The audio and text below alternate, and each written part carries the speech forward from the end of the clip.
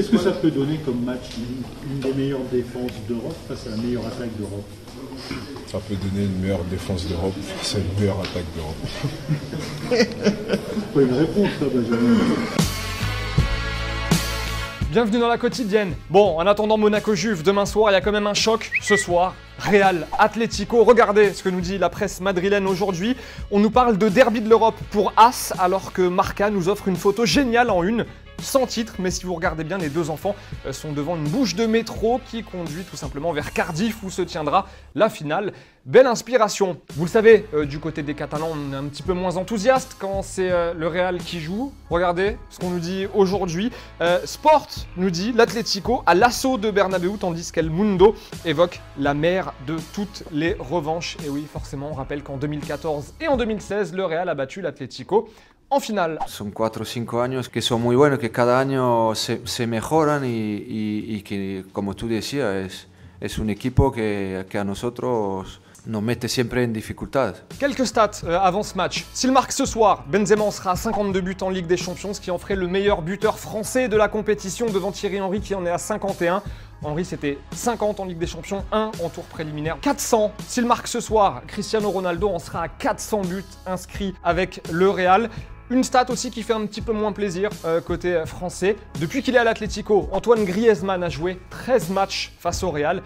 Il n'a marqué que 3 buts face à la Maison Blanche. On espère pour lui que ça va mieux se passer ce soir. Petite pause fraîcheur dans la quotidienne. On file dans un championnat qu'on adore, c'est la D4 anglaise.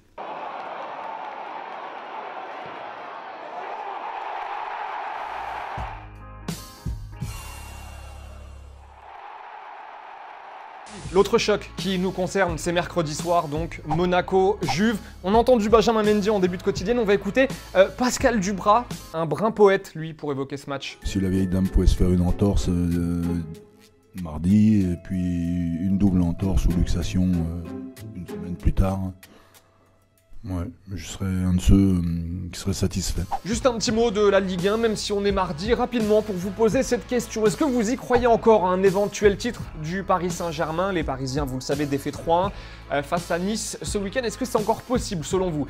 Il reste 3 matchs à jouer, 4 pour Monaco qui compte un match en retard et 3 points d'avance. Pendant ce temps-là, nos confrères de l'équipe nous annoncent que Christophe Galtier quittera son poste à la fin de la saison après 9 ans passés sur le banc des Verts à Saint-Etienne. On rappelle que Christophe Galtier a permis à la SSE de décrocher son premier titre depuis 1981. Souvenez-vous, c'était en 2013 avec une Coupe de la Ligue. Une image avant de nous dire au revoir. C'est rare un gardien qui monte et qui marque. Et pourtant, regardez, nous sommes en Copa MX au Mexique. Match entre Pachuca et Cruz Azul. Pachuca menait 2-1 dans les arrêts de jeu. Et le gardien va inscrire un but de la tête sur corner. Il s'appelle Oscar Pérez, il permet à son équipe donc d'égaliser en toute fin de rencontre. Il a 44 ans ce gardien et pour la petite histoire, il est prêté par Cruz Azul à Pachuca. C'est la fin de la quotidienne. On se retrouve forcément demain comme d'habitude. On évoquera largement le choc entre Monaco et la Juventus. En attendant, bonne soirée et en attendant, on se quitte comme chaque jour en images et en musique. À demain.